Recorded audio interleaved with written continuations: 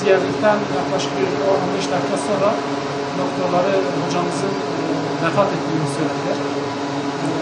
Başımız sağ olsun, bütün İslam ümmetinin, bütün Müslümanların başı sağ olsun, bütün bölgedeki Müslümanların başı sağ olsun.